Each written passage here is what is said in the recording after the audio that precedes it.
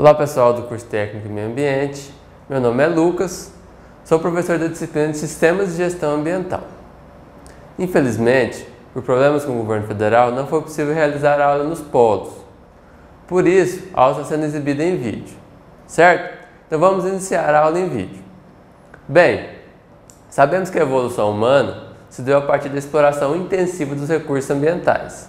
Por isso, até o final da década de 1960, a poluição era vista como um sinônimo de progresso, pois as regiões mais industrializadas eram, obviamente, as que apresentavam um maior crescimento econômico e, consequentemente, a degradação ambiental era tida como uma coisa boa, pois acreditava-se que ela trazia apenas benefícios. Entretanto, a partir do momento em que a população dessas regiões passou a sofrer com o resultado dessa poluição, como a falta de água potável e o aumento da ocorrência de doenças respiratórias, passou a existir uma preocupação com a conservação dos recursos ambientais, pois a humanidade começou a perceber que o homem é parte integrante da natureza e que sem os recursos naturais, sua sobrevivência é impossível. Por isso, atualmente, o meio ambiente é tema central em diversas discussões no mundo inteiro. Entretanto, não é possível apenas deixar todos os recursos fornecidos pelo ambiente intactos, porque temos uma população cada vez maior e uma necessidade também cada vez maior de crescimento econômico, principalmente nos países em desenvolvimento. E para isso, é necessário consumir esses recursos, pois, como já dissemos, o ser humano precisa utilizá-los para a sua sobrevivência. Aí vem a pergunta: o que fazer? Preservar os recursos ou consumi-los? Será que existem só essas duas alternativas? Qual seria então a solução para esse problema?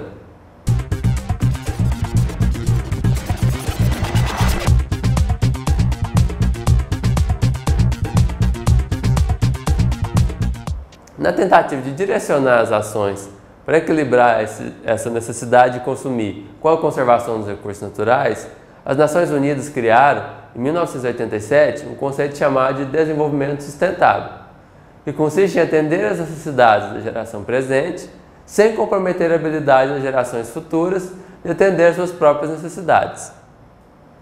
Bem subjetivo esse conceito, não é? Não apresenta soluções práticas para a questão. E a partir dele, podem surgir uma série de outros questionamentos, como por exemplo, quais são as reais necessidades da geração presente? Quais serão as necessidades das gerações futuras? Qual será a habilidade dessas gerações futuras em satisfazer suas próprias necessidades? No entanto, o real objetivo da criação do conceito de desenvolvimento sustentável é o de servir como um objetivo, no qual a sociedade e o poder público se comprometessem a atingir e, para isso, teriam que avaliar o que poderiam fazer e do que estariam dispostos a abrir mão. Isso é um assunto bem complexo para ser colocado em um único documento. Então, o conceito de desenvolvimento sustentável é bastante válido e deve ser estudado com o objetivo de facilitar sua compreensão e principalmente sua realização. O desenvolvimento sustentável não trata somente da redução de impacto da atividade econômica no ambiente, mas, principalmente, das consequências dessa relação na qualidade de vida e no bem-estar da sociedade, tanto presente quanto futuro. Então, para se atingir o desenvolvimento sustentável, não basta reduzir o impacto ambiental causado pelas atividades humanas. É preciso também que haja crescimento econômico acompanhado de justiça social. Logo percebemos que o desenvolvimento sustentável se baseia em três pilares: o ecológico, o social e o econômico. Para se chegar nesse patamar, são necessários um sistema político com efetiva participação dos cidadãos no processo de decisão, um sistema econômico eficiente e que gere conhecimentos técnicos em bases confiáveis e constantes, políticas de redução das desigualdades sociais e um sistema de produção que leve em consideração os aspectos ambientais, devendo cada país tomar medidas para limitar o crescimento populacional, garantir o suprimento de recursos básicos como água, energia e alimentos a longo prazo, preservar a biodiversidade e os ecossistemas existentes em seu território, reduzir o consumo de energia, utilizar fontes energéticas renováveis, utilizar sempre tecnologias ecologicamente adaptadas na produção industrial, além de controlar a urbanização desordenada. Para tanto, é imperativo sendo que possível, a implantação de algumas medidas, como por exemplo, uso de novos materiais na construção, distribuição adequada das zonas residenciais e industriais, reciclagem de materiais, consumo racional de água e alimentos, redução gradual da utilização de agrotóxicos nas culturas agrícolas, redução da produção e do consumo de produtos descartáveis e tratamento e disposição final dos resíduos. Podemos notar que é longo o caminho para se atingir o desenvolvimento sustentável e passa pela realização de ações que hoje imaginamos serem impossíveis. No entanto, tudo isso depende apenas da vontade de todos e por isso, apesar de realmente ser muito difícil, é perfeitamente possível.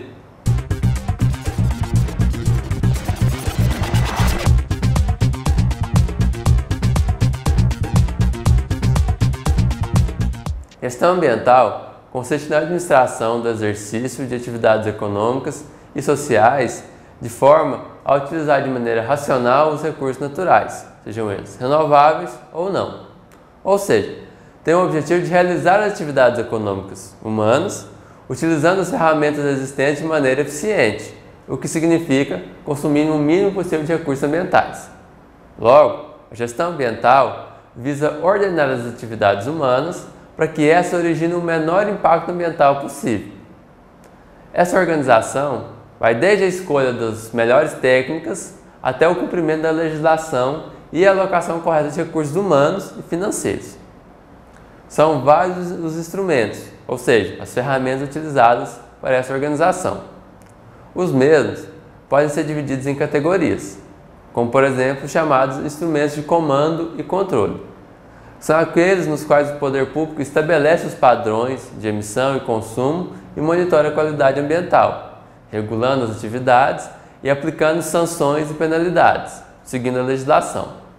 Como exemplo desse tipo de instrumento, podemos citar o estabelecimento de padrões de emissões e o zoneamento de atividades. Em outra categoria, temos os chamados instrumentos econômicos, que seguem o famoso princípio do poluidor-pagador, no qual aquele que causa poluição deve pagar por isso em termos financeiros. Como exemplo desse tipo de instrumento, podemos citar a cobrança de taxas por emissão ou utilização de recursos ambientais, além da concessão de subsídios àqueles que reduzirem suas emissões.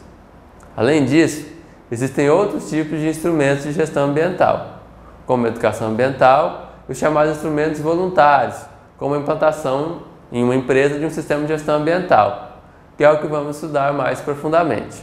Vimos que na segunda metade do século XX houve uma mudança na percepção da questão ambiental, o que obrigou também o setor industrial a desenvolver e implantar sistemas de gestão de seus processos de maneira que atendessem à demanda vinda de seus clientes e cumprissem com a legislação ambiental vigente. Esses sistemas foram denominados Sistemas de Gestão Ambiental, ou SGA.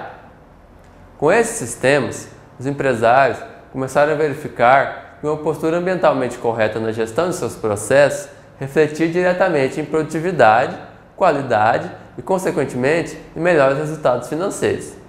Então, a implantação de um SGA traz benefícios não apenas ambientais, mas também pode trazer lucro para o empresário. Mas como funciona a implantação de um sistema de gestão ambiental? Pode-se afirmar que uma organização possui um SGA implantado quando ela, voluntariamente, segue uma determinada norma que possua critérios e requisitos necessários para a implementação desse SGA. Dentre as normas existentes com esse fim, as mais conhecidas são as normas da série ISO 14000, que têm como objetivo fornecer assistência para as organizações na implantação ou no aprimoramento de um sistema de gestão ambiental. E é uma norma da ISO que é uma norma internacional, responsável pela normatização a nível global. A série ISO 14000 apresenta uma série de normas com objetivos específicos em cada uma. O conteúdo das mesmas está detalhado no material postado para leitura. Então hoje na nossa videoaula a gente viu o conceito e a importância de desenvolvimento sustentável, além do conceito de sistema de gestão ambiental e aonde que a gente encontra as normas para a implementação desse sistema. Então, encerramos por aqui. Muito obrigado pela atenção de vocês. Qualquer dúvida, estou disponível sempre na plataforma.